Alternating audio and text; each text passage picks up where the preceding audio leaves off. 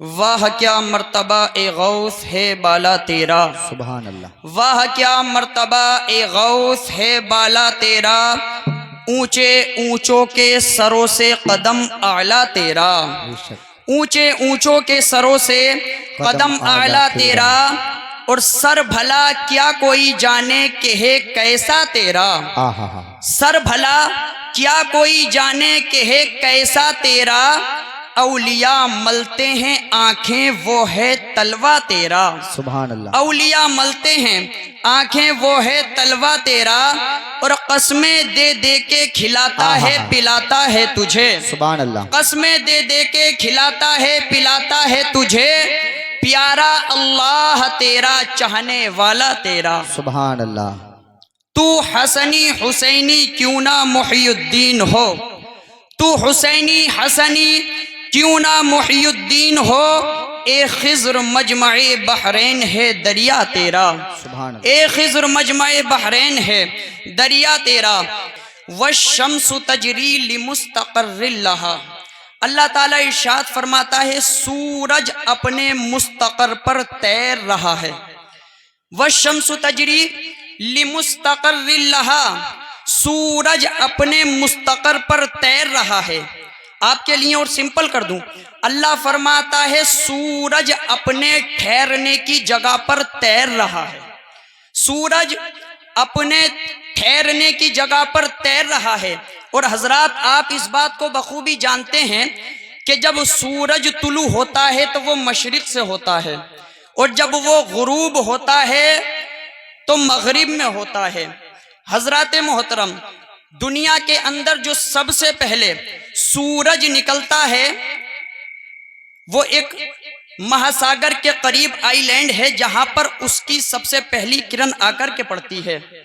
حضرات محترم، جب سورج وہاں پر نکلتا ہے اور نکلنے کے بعد جب وہ تیرنا شروع ہوتا ہے تو وہ وہاں سے پہلے نیوزی لینڈ آتا ہے، نیوزی لینڈ کے بعد میں چند دیشوں کے اوپر گزرنے کے بعد میں وہ آسٹریلیا کی سرزمین پر آ جاتا ہے، آسٹریلیا کی سرزمین پر جب وہ آتا ہے تو اس کے بعد میں پھر چند دیشوں سے گزرتا ہوا وہ بنگلہ دیش کی سرزمین پر آ جاتا ہے، جب وہ بنگلہ دیش کی سرزمین پر آتا ہے تو وہاں سے گزرتے ہوئے وہ انڈیا کی سرزمین پر آتا ہے، اور جب انڈیا کی سرزمین پر وہ آتا ہے تو یہاں سے جب تیرنا شروع ہوتا ہے تو پاکستان، ترکستان، بلوچستان، افغانستان، اس سائڈ جتنے بھی یہ تان پڑتے ہیں وہاں سے گزرتا ہے، اور گزرنے کے بعد میں وہ دکشن افریقہ کی طرف سے ہوتا ہوا امریکہ جا کر کے غروب ہو جاتا ہے۔ حضرات محترم، اس بات سے پتہ کیا چلا کہ جب سورج نکلتا ہے، جب وہ تیرتا ہے، الگ الگ جگہ پر ٹھہرتا ہے تو ہر جگہ کا ٹائم الگ ہوتا ہے، کہیں پر دن ہوتا ہے تو کہیں پر دوپہر ہوتی ہے، کہیں پر رات ہوتی ہے، کہیں پر صبح ہوتی ہے۔ حضرات محترم آپ توجہ فرمائیے گا، جب سورج تیرتا ہے ہر جگہ کا وقت الگ ہے، تو پتہ یہ چلا جب ہر جگہ کا وقت الگ ہے تو وہاں کا نماز کا ٹائم بھی الگ ہے۔ اگر ہم یہاں پر ابھی عشاء کی پڑھ کر کے آئے ہیں، اگر آپ آسٹریلیا کی سرزمین پر جا کر دیکھیں تو وہاں پر اس وقت تقریباً دن کے 10 یا 11 بج چکے ہوں گے۔ حضرات محترم، یہی وجہ ہے کہ پوری دنیا کے اندر ٹائم زون الگ ہے، ہر جگہ کا وقت الگ ہے، ہر جگہ کا ٹائم الگ ہے۔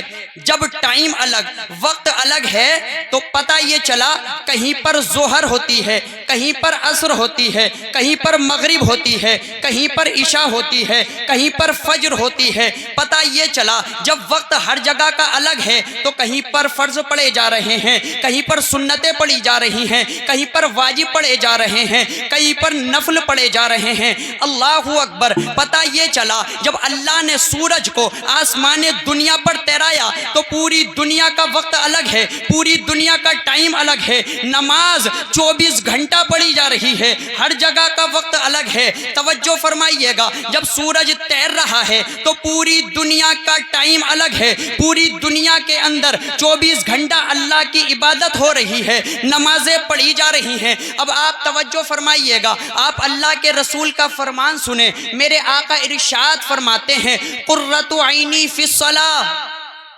نماز پڑھو، نماز میں میری آنکھوں کی ٹھنڈک ہے۔ میرے آقا نے کیا فرمایا؟ قرۃ عینی فی الصلاۃ، نماز پڑھو، نماز میں میری آنکھوں کی ٹھنڈک ہے۔ اس سے پہلے کہ اللہ کے رسول یہ حکم دیتے اے میرے امتیوں تم نماز پڑھو، نماز پڑھو گے تو میری آنکھوں کو سکون حاصل ہوگا، اللہ تبارک و تعالیٰ نے میرے آقا کے پیغام دینے سے پہلے دنیا کے اندر ایک ایسا نظام بنایا، آسمان دنیا پر سورج کو اس انداز سے تیرایا کہ پوری دنیا کے اندر 24 گھنٹہ نماز ہوتی رہے اور میرے محبوب کی آنکھوں کو ٹھنڈک ملتی رہے۔ سبحان اللہ، نعرہ تکبیر، نعرہ رسالت، مذہب اسلام، پیغمبر اسلام، فیضان حضور غوث اعظم، ماشاءاللہ ماشاءاللہ۔ جب آپ نماز پڑھتے ہیں تو سکون مصطفیٰ کو حاصل ہوتا ہے، جب آپ رکوع کرتے ہیں تو سکون مصطفیٰ کو حاصل ہوتا ہے، جب آپ سجود کرتے ہیں تو سکون مصطفیٰ کو حاصل ہوتا ہے، جب آپ سبحان ربی العظیم کہتے ہیں تو سکون مصطفیٰ کو مل رہا ہے، جب آپ سبحان ربی الاعلیٰ کہہ رہے ہیں تو سکون مصطفیٰ کو حاصل ہو رہا ہے۔ حضرات محترم، اس منبر رسول پر کھڑے ہو کر میں یہ کہنا چاہتا ہوں، اگر کوئی انسان اس ارادے سے نماز کو پڑھتا ہے کہ میرے نماز پڑھنے سے حضور کی آنکھوں کو ٹھنڈک ملتی ہے تو کل بروز محشر سورج سر کے اوپر ہوگا، نفسی نفسی کا عالم ہوگا، ہر ایک پریشان ہوگا، کوئی کسی کا ساتھ دینے والا نہ ہوگا۔ لیکن اللہ کے رسول کے جس امتی نے اس عقیدت کے ساتھ دنیا میں نماز پڑھی ہوگی، اللہ تعالیٰ اسی نماز کے صدقے سے کل بروز محشر تمہارے جسموں کو سکون عطا فرمائے۔ سبحان اللہ، ماشاءاللہ ماشاءاللہ ماشاءاللہ۔ عزیزان ملت اسلامیہ، یہ اللہ کی محبت ہے کس سے؟ اپنے محبوب سے۔ یہ اللہ کی محبت ہے کس سے؟ اپنے پیارے نبی سے۔ اب آؤ اسی نبی کے شہزادے پر نظر ڈالتے ہیں، اب آؤ اسی نبی کے لاڈلے پر نظر ڈالتے ہیں جس کو دنیا غوث الاعظم دستگیر سیدنا شیخ عبد القادر جیلانی کے نام سے جانتی ہے۔ حضرات محترم، آپ جانتے ہیں کہ اللہ تبارک و تعالیٰ نے سرکار سیدنا غوث اعظم شیخ عبد القادر جیلانی کو کیا مقام و مرتبہ عطا فرمایا ہے۔ حضرات محترم، محدثین لکھتے ہیں کہ سیدنا شیخ عبد القادر جیلانی کی یہ شان تھی کہ وہ عشاء کے وضو سے 40 سال تک مسلسل فجر کی نماز ادا کرتے رہے۔ عشاء کے وضو سے مسلسل 40 سال تک فجر کی نماز کو ادا کرتے رہے۔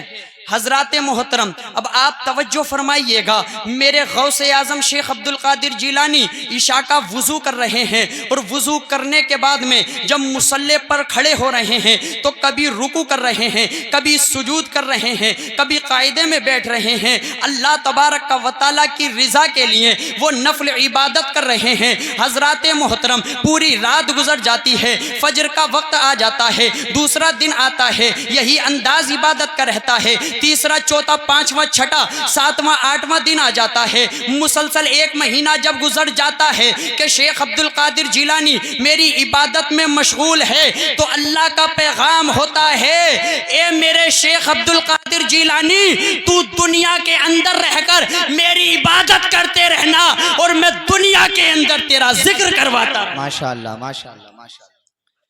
یہ حضور سرکار سیدنا شیخ عبد القادر جیلانی رضی اللہ تعالی عنہ کی شان ہے۔ اور جب میرے آقا اعلیٰ حضرت امام احمد رضا خان کی نظر پڑتی ہے تو وہ پکار اٹھتے ہیں کہ دنیا کے اندر جتنے بھی نبی آئے ان تمام نبیوں میں میرا رسول سب سے اعلیٰ ہے، میرا رسول حضرت آدم سے اعلیٰ ہے، میرا رسول حضرت شیث سے اعلیٰ ہے، میرا رسول حضرت زکریا سے اعلیٰ ہے، میرا رسول حضرت ابراہیم سے اعلیٰ ہے، میرا رسول حضرت اسماعیل سے اعلیٰ ہے، میرا رسول حضرت اسحاق سے اعلیٰ ہے، میرا رسول حضرت شعیب سے اعلیٰ ہے، میرا رسول تمام نبیوں سے اعلیٰ ہے۔ امام اہل سنت کہتے ہیں اسی طرح میرا غوث شیخ عبد القادر جیلانی تمام ولیوں میں سب سے اعلیٰ ہے، اور پکار اٹھتے ہیں سر بھلا کیا کوئی جانے کہ کیسا تیرا اولیاء ملتے ہیں آنکھیں وہ ہے تلوہ تیرا۔ ماشاءاللہ ماشاءاللہ، بہت اچھے بھائی، بہت اچھے، ماشاءاللہ۔ عزیزان ملت اسلامیہ، یہ غوث اعظم شیخ عبد القادر جیلانی کی شان ہے۔ اور آپ توجہ فرمائیے گا، یہ کوئی ایسے ویسے ولی نہیں ہیں کہ جو چلتے پھرتے ولی ہوں.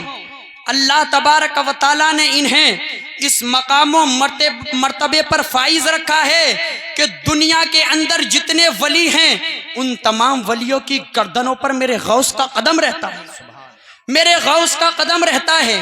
میرے شیخ عبد القادر جیلانی ارشاد فرماتے ہیں قدمی ہادھی علی رقبت کل ولی اللہ، میرا یہ قدم اللہ کے جتنے ولی ہیں ان تمام ولیوں کی گردنوں پر ہے.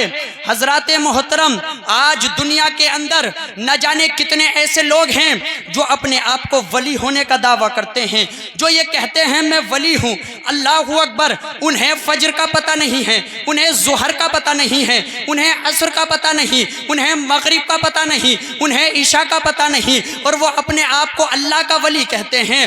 اللہ اکبر، جنہوں نے میرے آقا کی شریعت کی دھجیاں اڑا رکھی ہیں وہ اپنے آپ کو اللہ کا ولی کہتے ہیں. ارے ولی ہو تو ایسا ہو جیسا شیخ عبد القادر جیلانی ہے. ارے ہمارے بھی پیر ہیں، لیکن پیر دیکھنا ہے تو بغداد والے کو دیکھو جو اعلیٰ حضرت کا بھی پیر ہے، جو حضور تاج الشریعہ کا بھی پیر ہے، جو حضور مفتی اعظم ہند کا بھی پیر ہے، جو حضرت نظام الدین کا بھی پیر ہے، جو خواجہ ہند کا بھی پیر ہے، جو سیدنا صابر پاک علاء الدین کا بھی پیر ہے. حضرات محترم، اللہ تبارک و تعالیٰ نے غوث اعظم کو اس مقام و مرتبے پر فائز رکھا ہے کہ اللہ نے جو شان غوث اعظم کو عطا فرمائی وہ کسی اور ولی کے پاس موجود نہیں. عزیزان ملت اسلامیہ، اور آپ جانتے ہیں کہ اللہ تبارک و تعالیٰ نے کیسا علم حضور سرکار سیدنا غوث اعظم شیخ عبد القادر جیلانی کو عطا فرمایا.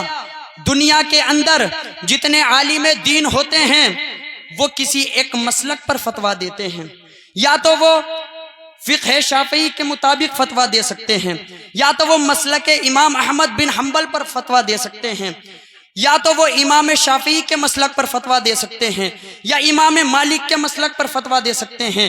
لیکن حضور سرکار سیدنا غوث اعظم شیخ عبد القادر جیلانی کو اللہ تعالیٰ نے یہ شان عطا فرمائی تھی کہ حضور غوث اعظم شیخ عبد القادر جیلانی کسی ایک مسلک پر فتویٰ نہیں دیتے تھے، بلکہ حضور غوث اعظم شیخ عبد القادر جیلانی چاروں مذاہب پر اکیلے فتویٰ دیا کرتے تھے.